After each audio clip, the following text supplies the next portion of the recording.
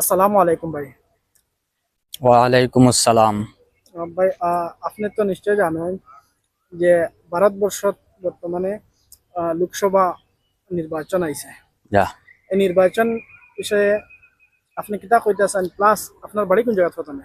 আমার বাড়ি আসাম, আসাম রাজ্যর খাসার ডিস্ট্রিক্ট। কাছাড় ডিস্ট্রিক্ট। খাসার ডিস্ট্রিক্ট পূর্ব খাটিগড়াত আমার বাড়ি। আচ্ছা, ঠিক আছে ভাই। এখন আপনি নির্বাচন বার্তা হিসাবে লোকসভা নির্বাচন চলে, এই নির্বাচনের বার্তা আপনার কোনো মতামত আসেনি বা যা যা কোনো কিছু আসেনি কইবার? আমরা নতুন স্টার্ট করি আর হুম, যে নিউজ দিবার লাগে না, আপনার তো স্টার্ট করি আর হুম। আপনি কিছু এটা মানে আগন্তুক লোকসভা নির্বাচনের এটা মানে সতর্ক বার্তা হিসেবে আচ্ছা, ঠিক আছে, আপনি সতর্ক বার্তা হিসাবে। সঠিক জনতা যাতে সঠিক সিদ্ধান্ত নিতে পারে সেই ব্যাপারে কিছু কথা জানতে চাইনি আপনি। জি জি, আমি ও কথা জানতাম চাই। ঠিক আছে। আপনি কিছু কইন আপনার তরফ থেকে। আসসালামু আলাইকুম শ্রদ্ধেয় ভিউয়ার্স, আমার হিন্দু ভাইদেরকে জানাই নমস্কার। আপনারা অবগত আছেন আগামী ২৬ এপ্রিল আমাদের দ্বিতীয় পর্যায়ের আসামে লোকসভা নির্বাচন অনুষ্ঠিত হবে। সেই নির্বাচনে যাহাতে আমরা একজন যোগ্য প্রার্থীকে নির্বাচিত করতে পারি, ধর্ম বর্ণ নির্বিশেষে আমাদের বরাক উপত্যকার অবহেলিত বঞ্চিত এই বরাক উপত্যকার অর্থনীতির বেহাল অবস্থার দিকে লক্ষ্য রেখে, বেকারত্বের দিকে লক্ষ্য রেখে আমরা যাহাতে নির্বাচনে আমাদের ভোটাধিকার সাব্যস্ত করে থাকি। অতএব আমরা কোনো বর্ণ বৈষম্যে কর্ণপাত না দিয়ে উন্নয়নের দিকে লক্ষ্য রেখে আমরা আগামী লোকসভা নির্বাচনে আমাদের ভোটাধিকার সাব্যস্ত করি। অতএব আপনারা মনে রাখবেন, বর্তমান যে আসামের পরিস্থিতি রাজনৈতিক এবং অর্থনৈতিক বিলকুল বেহাল অবস্থা। কেননা আমরা বেঙ্গালুরে দীর্ঘদিন থেকে আছি, অনেক জায়গায় আসামের মানুষ লক্ষ লক্ষ মানুষ বহিরাজ্যে অভাবের তাগিদে রোজগারের জন্য এসেছেন। কি কারণে? আসামে রোজগারের কোনো ব্যবস্থা না থাকার কারণে। অতএব বিশেষ করে দেখা যায় আসামের এই বরাক উপত্যকা থেকে শ্রমিকের সংখ্যা বেশি এই বেঙ্গালুরে। বরাক উপত্যকায় কলকারখানা এবং কাজের কোনো ব্যবস্থা না থাকার কারণে মানে কি বলবো আমি, 70% মানুষ, 70% যুবকরা শিক্ষা দীক্ষা শেষ করে, অতএব শিক্ষা দীক্ষা থাকা অবস্থায় ওরা অর্থনৈতিক দুরবস্থার কারণে পারেনি পড়াশোনা করতে, বহিরাজ্যে এসে পড়েছে। এখানে এসে তো আপনারা ভালোই জানেন কত টাকা পেমেন্ট পায়, কত টাকা খরচ হয়, এগুলো আপনারাই জানেন। কত টাকা বাঁচাতে পারে, কত টাকা বাড়িতে পাঠাতে পারে। এর কারণটা হলো, প্রধান কারণ আমাদের বরাক উপত্যকায় কর্মস্থল না থাকার কারণে কোনো শিল্প উদ্যোগ নাই। একটা আমাদের দুটা শিল্প উদ্যোগ ছিল তৎকালীন। দুইটা যে শিল্প উদ্যোগ ছিল, কি কি ছিল? একটা ছিল sugar mill, Ratabari sugar mill. Congress আমলে তৎকালীন কংগ্রেস সরকার এটা বন্ধ করে দিয়েছিল। তখন কি হয়েছিল, এই যে আমাদের কংগ্রেস সরকার বন্ধ করার পর শ্রমিকদের এবং অনেক এমপ্লয়ীদের মাথায় বাজ পড়েছে। এই যে আমাদের আখ চাষ করতো যারা কৃষকদের মাথায় বাজ পড়েছে। ওরা কোথায় যাবে? পরবর্তীতে 2014 লোকসভা নির্বাচনের পরে যখন বিজেপি সরকার কেন্দ্রে ক্ষমতায় আসলো, তারপরে আমাদের এই যে 5 গ্রাম paper mill, Hindustan paper corporation বন্ধ হয়েছিল। সেটা বন্ধ হওয়ার পর দেখা গেল কি, হাজার হাজার শ্রমিক বেকার হয়েছেন। অতএব আমাদের এমপ্লয়ি যারা, ওরাও বেকার হয়েছেন। অনেক কাজকর্মে বিভিন্নভাবে পরোক্ষ এবং প্রত্যক্ষভাবে ধরে নিন লক্ষাধিক মানুষ এই কোম্পানির দ্বারা মানে নিজেদের রোজগার করতে পারতো, এটাই বন্ধ। তারপরে বিজেপি সরকার ক্ষমতায় আসার পর এই যে মেঘালয় কয়লা কাটিং ছিল, কয়লা কাটিং এ প্রায় লক্ষাধিক মানুষ কাজ করত আসাম থেকে। শুধু আসাম থেকে নয়, ত্রিপুরা থেকে, আসাম থেকে, পশ্চিমবঙ্গ থেকেও যেত, বিহার থেকেও যেত।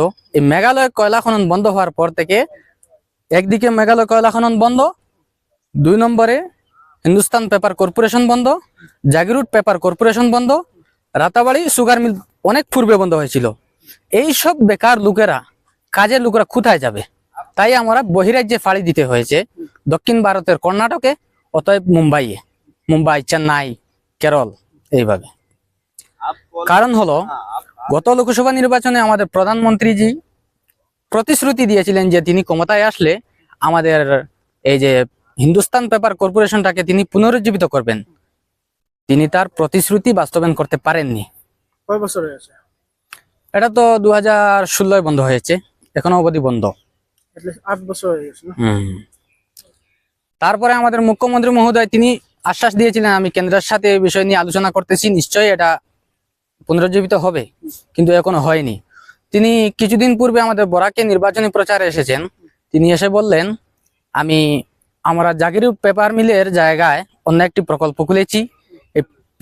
এইচপিসি তেও হিন্দুস্তান পেপার কর্পোরেশন 5 গ্রামে যেটা আছে, এইটার স্থলে অন্য একটা কর্মস্থল খোলা হবে, আপনাদের বেকারত্ব দূর হবে। আরে ভাই, এটা কি মগের মুল্লুক? মানে যে কোথায় আছে না, আমাদের সিলেটি ভাষায় বলে রদ দেখা কলা বেচা। এখন রদ দেখা কলা বেচার সময় এসেছে, আমাদেরকে নিয়ে আপনারা মানে ললিপপ দেখাচ্ছেন। আচ্ছা, আরেকটা কোয়েকশন আপনার আছে যে আমরা মামা আসলা সিএম, তাই না ইয়া যেন কইলা মানে হাইলাকান্দিত একটা হসপিটাল দিয়া দিবা, এটার বিষয়ে আপনার কিতাব? মানে তাই জয়ী হইলে তিনি বলেছিলেন, জয়ী হলে হাইলাকান্দিতে একটা মেডিকেল কলেজ খুলবেন। জয়ী হলে? আর না হলে খুলবেন না। তার মানে এটা কি ভারতবর্ষের অঙ্গরাজ্যে পড়ে না? এটা কি সরকার কোনো দায়িত্ব নাই? নিশ্চয় আছে। হ্যাঁ, অনেক জায়গায় দেখা যায় যে এই যে ডিলিমিটেশন হয়েছে, ডিলিমিটেশনে অন্যান্য জায়গায় জনসংখ্যার বৃদ্ধিতে আসন বৃদ্ধি পায়, লোকসভা হোক আর বিধানসভা হোক, কিন্তু বরাক উপত্যকায় 2টা আসন হ্রাস পেল কেন, এটা আমি জানতে চাই। কারণ হলো, ওদের বাঙালি এবং আসামির মধ্যে একটা পার্থক্য ধরানোর চেষ্টা পূর্বে থেকে চলছে, এখনো চলছে, আর ভবিষ্যতে কি হবে তা জানি না। মানে সবসময় ওরা বাঙালিদেরকে দমিয়ে রাখতে চায়। দমিয়ে রাখার জন্য মনে করুন আপনি, এই যে বরাক উপত্যকার 2টা আসন কম করেছে ওরা, এই 2টা আসন কম করার কারণে বাঙালিদের মানে রাজনৈতিক ক্ষমতাকে একটু কম করলো। পলিটিক্যাল এম্পাওয়ার বলা হয় এটাকে। পলিটিক্যাল এম্পাওয়ারটা দুর্বল করার জন্য এটাই বর্তমানে বিজেপি সরকারের ষড়যন্ত্র। এই ষড়যন্ত্রের শিকার হলো বরাক উপত্যকার বাঙালিরা। এটা আমাদের বুঝে নিতে হবে, এর কঠিন উচিত শিক্ষা দিতে হবে এই লোকসভা নির্বাচনের মাধ্যমে। আমরা ভুলে যাইনি, গত শীতের মৌসুমে, এর পূর্বে মানে এটা গত শীতের মৌসুমটা ছিল 23-24, আর এর পূর্বে যেটা ছিল 22-23। 22-23 শীতের মৌসুমে যে উচ্ছেদ অভিযান চালানো হয়েছিল, সেই উচ্ছেদ অভিযানে অসংখ্য মানুষকে শীতের মৌসুমে ঘর ছাড়া করা হয়েছিল, কোনো আগাম বার্তা না পাঠিয়ে। ওদেরকে তো আমরা মানুষ হিসাবে একবার ভাবা উচিত ছিল যে ওরা শীতের মৌসুমে শিশুদেরকে নিয়ে কোথায় যাবে, বৃদ্ধদেরকে নিয়ে কি করবে, কোথায় যাবে, বৃদ্ধদেরকে কষ্ট হবে, অসুস্থ রোগীদেরকে কষ্ট হবে, এ বিষয় নিয়ে তো ভাবার উচিত ছিল। ওদের নিশ্চয় জায়গা জমি ছিল না, তাই বলে সরকারি জায়গা আশ্রয় নিয়েছে। হয়তো নদী ভাঙ্গনে তাদের জায়গা চলে গেছে ভূমিস্খলনে, তাই সরকারি জায়গায় নিয়ে আশ্রয় নিয়েছে। তাদেরকে তো সরকার প্রথমে একটা ব্যবস্থা করে দেওয়া উচিত ছিল তাদের বাসস্থানের।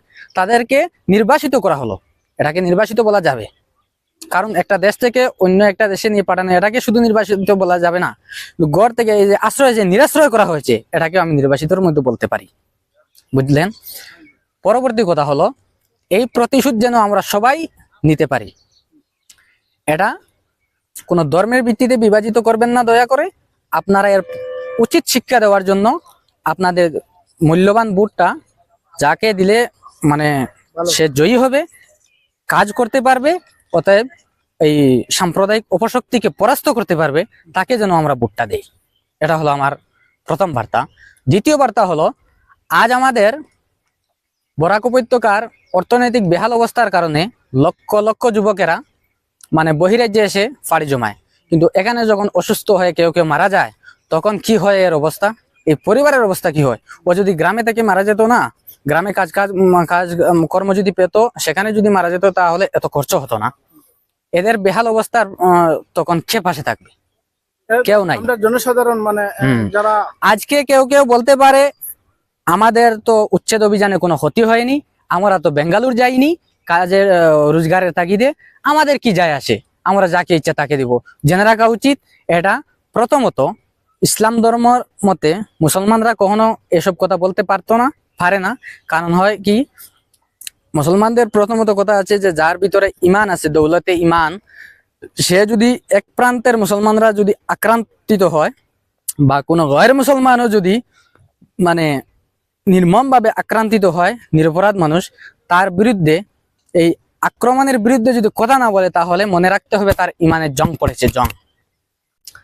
দ্বিতীয়ত, মানবিক দিক বিবেচনা করে মানবিক দিক বিবেচনা করে এই দুর্দশা মতলব দুরবস্থার মানুষের পাশে দাঁড়ানোটা আমাদের একান্ত কর্তব্য। তাই আপনারা বর্তমান করিমগঞ্জ এবং শিলচর লোকসভা আসনে ভোট দেওয়ার সময় আপনারা লক্ষ্য রাখবেন যাকে ভোট দিলে এই অপশক্তিকে পরাজিত করা যাবে। অতএব আপনাদের প্রার্থীকে বিজয়ী করতে পারবেন। এখন যোগ্য প্রার্থীর প্রয়োজন। এখন যোগ্য প্রার্থী দেখতে গিয়ে যদি আমরা মানে অপশক্তিকে পার করে দেই তাহলে আমাদের এটা মস্ত বড় একটা ভুল হয়ে যাবে। আর বর্তমানে আমি আমার কথা এখানে শেষ করতে চাই, মানে পরবর্তী ভিডিওতে আমি বলবো মতলব সারাংশ আপনাদেরকে।